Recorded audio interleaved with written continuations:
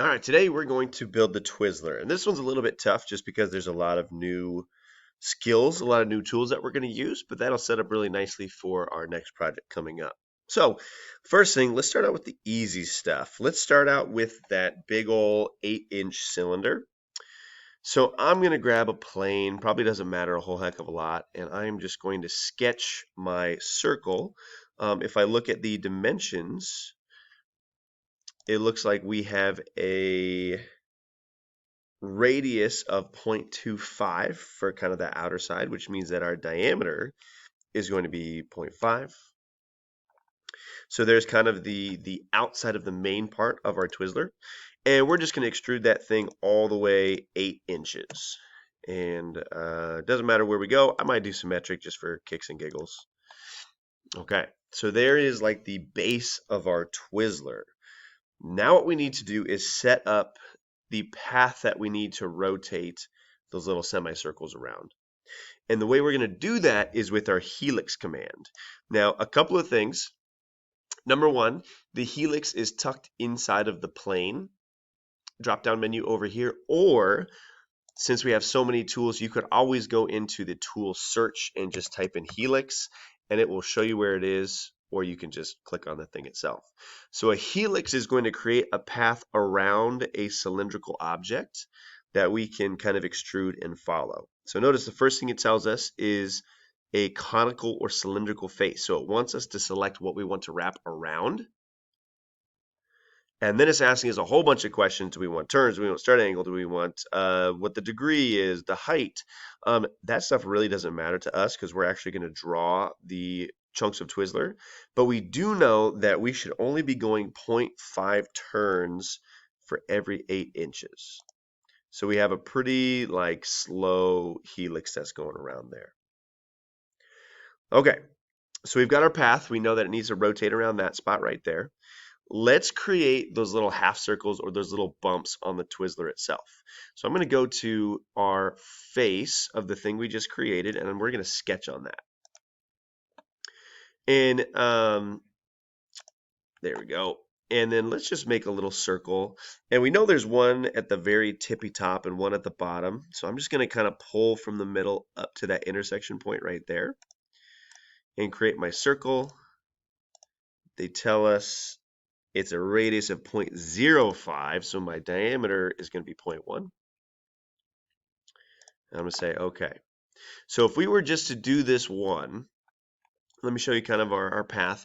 We're actually going to sweep that object. So if I go over here to sweep, it's going to take this object and it's going to extrude it along the path that we just set. So it says faces and sketches to sweep.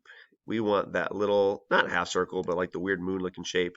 And the path is actually going to be the helix that we just created. So I'm going to click on path and it's going to go all the way around.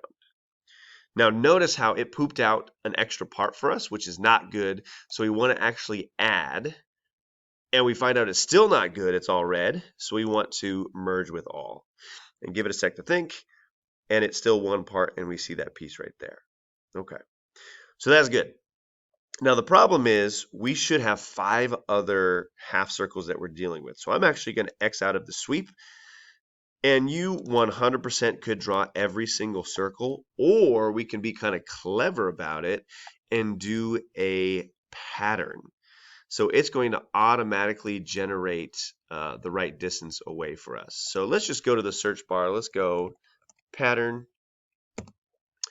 And we would like a circular pattern because we are going in a circle, right? So I am going to click on entities to pattern. Oh shoot, am I on the wrong sketch? Let's go back to sketch 2. There we go. All right, one more time. Pattern, circular pattern, there we go. Okay. And I want to grab this along this face.